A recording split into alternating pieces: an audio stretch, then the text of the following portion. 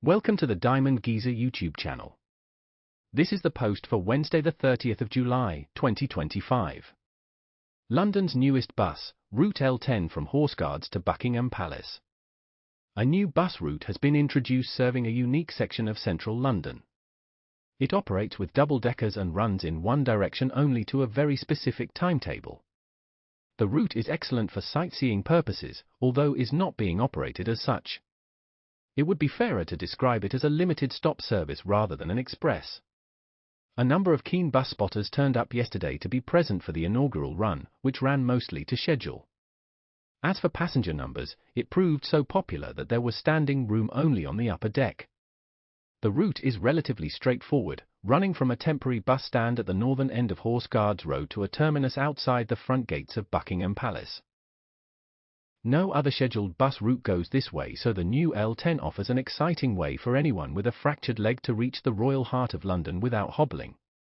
As is fairly typical with a new route, the TfL website provided no information, nor was a timetable provided at bus stops, but the BBC kindly provided a route map enabling tens of thousands of excited enthusiasts to line the route and cheer on the driver and his passengers. The scheduled departure time for the first service was 12:10 p.m., as had been heavily trailed in several serious news outlets. Two open-topped Alexander Dennis Tridents had been parked alongside the top corner of St James's Park well in advance, each with a vinyl covering on all sides. So diligently had this been applied that the front blind had been completely obscured, thus it was hard to tell if Champ 10NS was the route number or some kind of marketing claim. Bus wraps can cost the taxpayer several £1000s, so it was reassuring to see that several corporate sponsors had contributed to the rebrand, a list on the side including Nike, Google, M&S, Budweiser and a company that makes fridges. You could tell that the intended passengers were true aficionados of bus travel because they arrived in two high-spec coaches, one a Van Hool the other an Irisa, provided by Allison's Travel Services of St Helens in Merseyside. Unfortunately, both coaches had polarized windows and proceeded to park between two privacy screens, so it was not possible to see anyone alight, nor to gain access to the queue preparing to board. There was a brief moment when one of the ponytailed passengers climbed onto the shoulders of a colleague and waved some silverware around, but it soon became clear that nobody without official clearance would be boarding the inaugural service. The L10 does not accept either Oyster or contactless. Instead, passengers must be in possession of a large European trophy, recently obtained, and present this to the driver as they board the vehicle. One UEFA trophy is sufficient to permit access for all, acting as a group ticket for the entire team. Unusually, the vehicles provided were both open-topped, a risky prospect on a day when heavy showers were forecast. It also meant spectators unable to board the bus could clearly see the lucky few as they appeared on the top deck, which could have got ugly, but instead they cheered loudly and exuberantly, and occasionally called to them by name. Unexpectedly, the bus departed 2 minutes early, as if nobody at the bus company had any sense of timing. Unfortunately, the traffic was awful, the band of His Majesty's Royal Marines Portsmouth insisting on proceeding at a walking pace in front of the vehicle, so the L10 crept ever so slowly into the mall. And ridiculously, it was immediately followed by a second service, a vehicle packed out with hangers-on nobody appeared to recognize, but lapping up the adulation all the same. I was not able to track either of the vehicles on any of the apps, which seems an unfortunate oversight. But how typical that when it comes to special buses, you wait for years and then two come along at once. The crowds on the mall were 5 deep, which isn't normal behavior on a new bus route, not even day one on the Superloop. What's more, the majority of them appeared to be female, and that's very much exceptional for what's essentially a bus spotting event. Even the passengers on the top deck, grinning with glee at the situation they found themselves in, weren't the usual men the nation used to think of in these circumstances.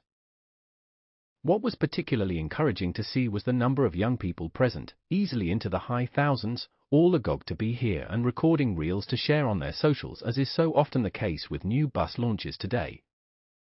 Even with a heavy police presence, the open-topped service was making slow progress. It's often said that you could walk it faster, and on this case I actually did, nipping marginally into St James's Park to avoid a throng increasing in density as the journey proceeded.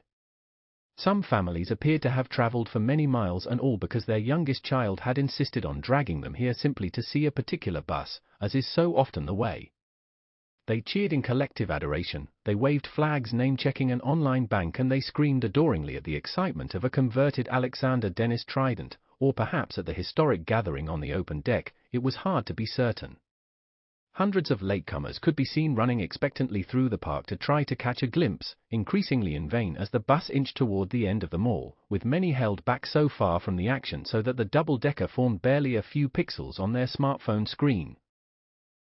A complete bottleneck eventually halted the crowd's onward progress, formed by those who'd had the dedication and forethought to have staked their position hours in advance. At the final cordon it became clear that nothing was getting through apart from the two buses, the triumph of the new route complete in that it was the only possible way to reach the terminus and experience the final celebrations firsthand. A huge bus shelter had been constructed beneath the Queen Victoria Memorial, ideal for shielding passengers from the elements had there been a return journey. It was so large you could almost imagine Heather Small coming out and singing Proud, the inevitable finale to any significant bus-related gathering. Instead, the passengers were brought forward one at a time to relate how the 14-minute trip had made them feel, in one case confessing to crying all the way, and seemingly exhausted from all the waving. The entire nation was impressed by how far they'd come, and as Sweet Caroline boomed out, were left dreaming that they might one day make the same journey again. It was a day that generations of fans will never forget. It's hard to see the L10 as a practical bus route, being barely half a mile long and taking the best part of quarter of an hour to complete. The open-topped vehicle is impractical in the British climate, and the lack of seats upstairs a glaring error. But 65,000 enthusiasts were drawn to witness its first journey yesterday, and plainly ecstatic at what they saw, confirming that collective endeavour and London buses can always bring the nation together. It may be many years before the same team are back on the mall with another inspirational success to share, maybe even the men rather than the women next time, but let's hope pride returns to our streets and this becomes a regular service. Thank you for watching the Diamond Geezer YouTube channel.